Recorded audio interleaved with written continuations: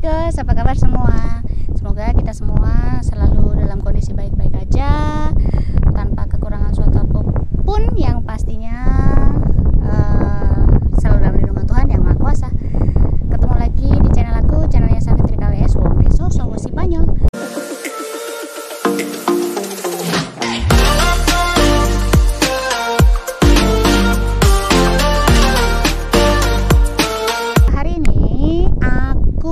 Video diiringi dengan deburan ombak yang menurut aku sih indah ya. Gitu, aku mau jawab beberapa pertanyaan-pertanyaan teman aku yang ditanyakan melalui FB, ada juga yang DM Instagram dan lain sebagainya. Gitu. Jadi aku akan merangkum dan aku akan berusaha menjawab semaksimal mungkin segala pertanyaan dari kalian yang kalian pengen tahu dan masih penasaran gitu ya. Yang pertama, kenapa sih aku bisa tinggal di Spanyol gitu? Karena suamiku udah tinggal dan kerja di sini itu udah lama banget. Tahun ini adalah tahun ke-12-nya dia untuk tinggal di Spanyol. Memang tadinya dia tinggalnya nggak di Santander, tapi dia tinggalnya di Spanyol Barat, di daerah Galicia, namanya provinsinya Galicia.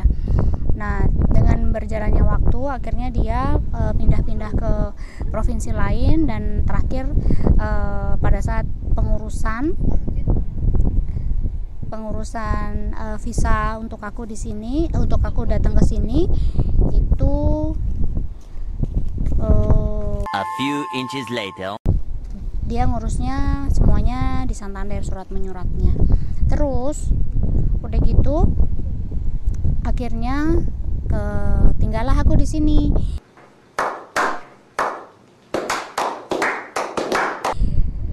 Visa yang aku pakai itu adalah visa ikut keluarga. Karena yang di sini adalah suami, jadi dia punya hak untuk membawa istri dan anak-anaknya. Terus berapa lama sih aku ngurus visa itu gitu? Pada saat sebetulnya dalam kasus pengurusan visa ikut keluarga ini masing-masing ya, maksudnya prosesnya aku nggak bisa menyamaratakan bahwa pasti prosesnya cepat, pasti prosesnya lama gitu. Enggak, setiap orang itu prosesnya masing-masing. Kalau proses aku sendiri, aku pribadi itu sekitar 8 bulan. Nice. Dikarenakan suamiku kan kerjanya di laut, jadi dia tidak bisa standby pada saat disuruh ngurus ke kantor ini, harus ngurus ke kantor ini, dia nggak bisa standby setiap saat gitu. Jadi dia hanya bisa ngambil misalnya disuruh datang minggu ini, bikin janjinya mungkin minggu depan atau 2 minggu lagi gitu. Jadi itu yang membuat lama. Salahnya kenapa waktu itu dia dari awal nggak pakai pengacara? Mungkin kalau pakai pengacara dari awal mungkin itu prosesnya akan lebih cepat gitu. Cuman ya sudahlah, itu kembali lagi karena proses masing-masing orang kan berbeda-beda ya. Gitu. Itu kenapa aku bisa sampai di Spanyol gitu. Terus ada yang bilang, ada temanku yang nanya, terus kamu langsung kerja di sana? Terus jawabannya, aku jawab, 2 hours later, kita tidak bisa langsung kerja kecuali kita datang ke sini memang sudah dengan kontrak kerja. Kebetulan karena aku itu visanya adalah visa ikut keluarga, jadi aku harus berproses dari nol. Yang pertama harus aku lakukan adalah aku harus belajar bahasa Spanyol. Aku harus kursus dulu bahasa Spanyol sampai aku bisa paling tidak aku bisa mengerti. Untuk bekerja itu aku bisa mengerti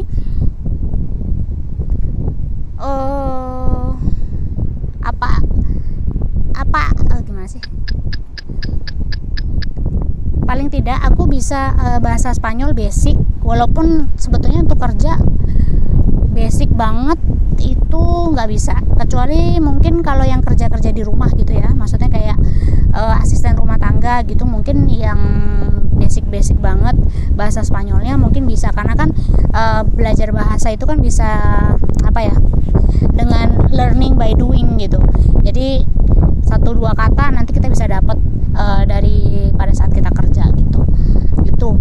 Jadi yang pertama kali aku lakukan adalah kursus bahasa. Mungkin kalian bisa lihat juga di videoku yang sebelumnya yang tentang belajar bahasa Spanyol gitu, bagaimana proses aku belajar bahasa Spanyol.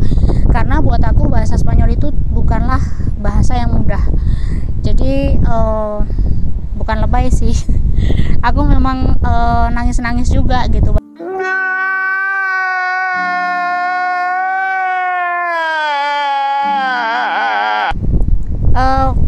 Di tahun pertama, tahun kedua, tahun ketiga aku belum kerja karena fokus untuk di sekolah bahasa gitu. Terus ada juga yang nanya, enak gak sih tinggal di Spanyol? Jadi pasti ada plus, pasti ada minus juga. Jadi plusnya di sini mungkin penduduk belum terlalu banyak ya. Aku ngomong di Santander ya, karena di Santander ini kan termasuk provinsi, ibu kota provinsi yang kecil gitu. Hukum di sini itu kan lebih banyak gitu kali ya. Terus udah gitu peralatannya juga udah lebih komplit, kayak CCTV di pinggir-pinggir jalan itu kan udah banyak juga. Terus kayak mobil gitu ya, itu kan ada aturannya juga. Untuk lulus nyetir dan bisa mengendarai mobil itu tuh banyak aturannya, termasuk di zebra cross kita harus berhenti, itu wajib. Itu beneran harus digaris bawain, wajib. Terus pengurusan itu kita bisa lewat apa-apa tuh kebanyakan tuh lewat internet ya, jadi lebih mudah tuh. Terus yang pasti makanan itu salah satu kendala. Susah untuk cari makanan pedas. Terus ada pertanyaan lagi, lu kan di Indonesia perawat, di sini lu gak kerja jadi perawat. Jadi begini, ini mungkin kalian juga harus lihat di video aku yang judulnya penyetaraan ijazah. Fungsinya penyetaraan ijazah itu adalah menyamakan kompetensi antara kita dengan perawat-perawat yang ada di sini.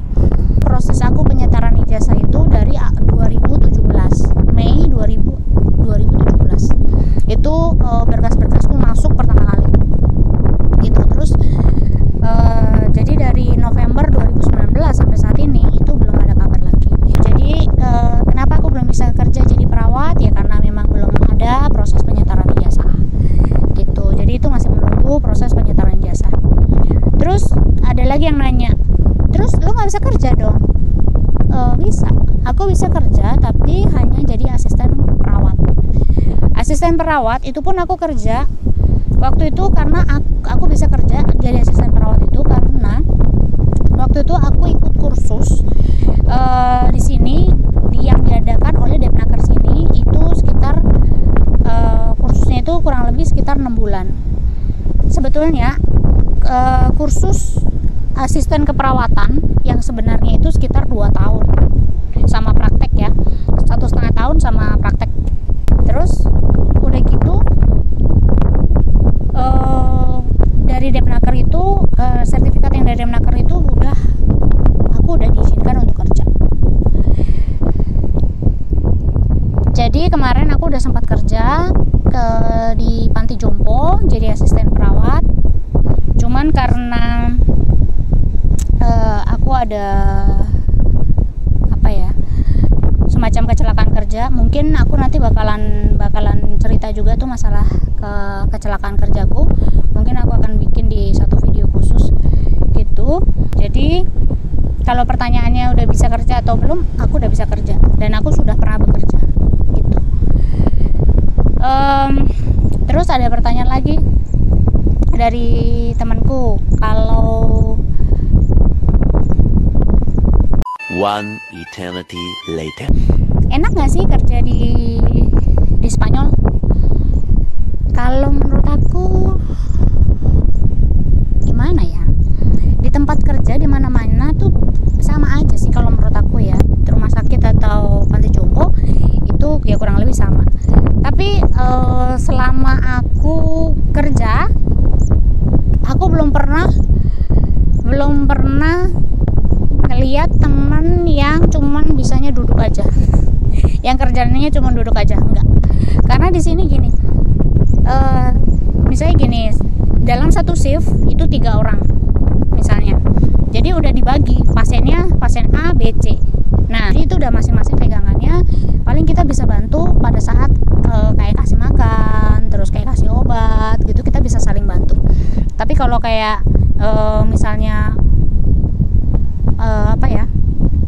yang perawatan utamanya, kita kan asisten perawat ya, perawatan utamanya kayak misalnya mandiin gitu-gitu tuh biasanya udah tugas masing-masing gitu. Jadi kalau dibilang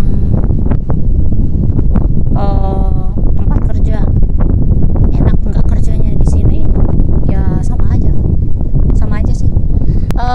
Kalau masalah gaji, oke, aku sekalian akan bahas di sini masalah gaji dan juga biaya hidup ya. Jadi kalau masalah gaji itu kalau kita standarkannya ke rupiah itu memang sepertinya banyak banget ya.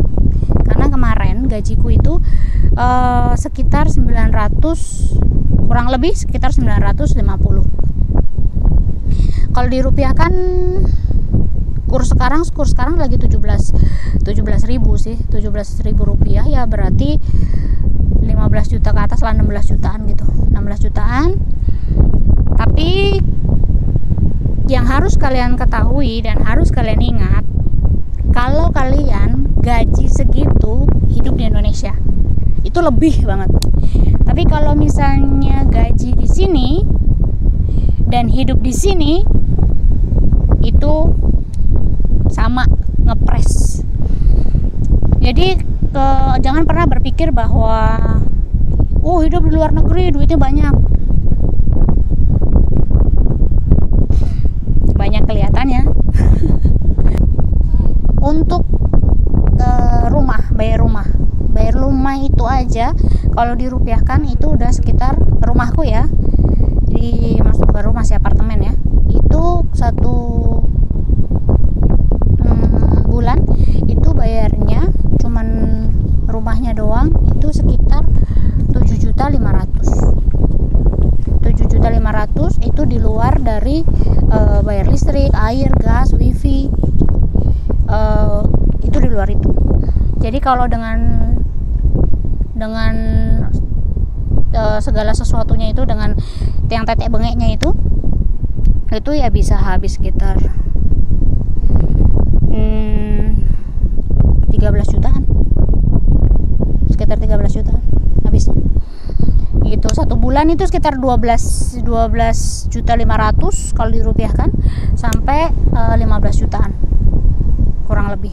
Jadi kalau dibilang kita nggak kerja berdua itu ya berat juga, ngepres pas-pasan banget gitu.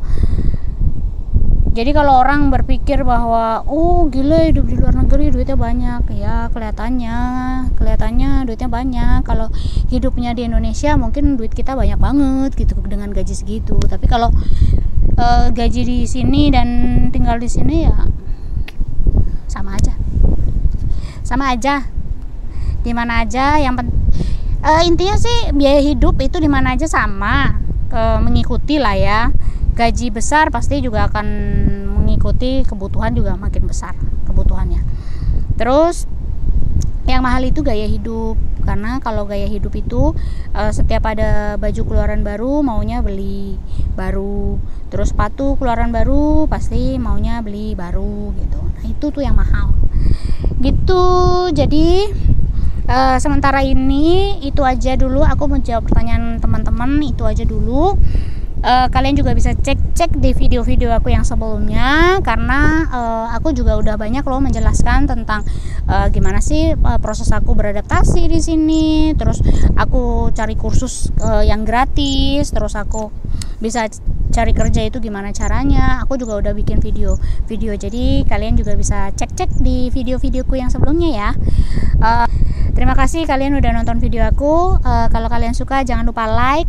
Kalau misalnya ada pertanyaan lagi, boleh tinggalkan di kolom komentar. Dan jangan lupa share dan subscribe. Sampai ketemu di video selanjutnya. Dadah.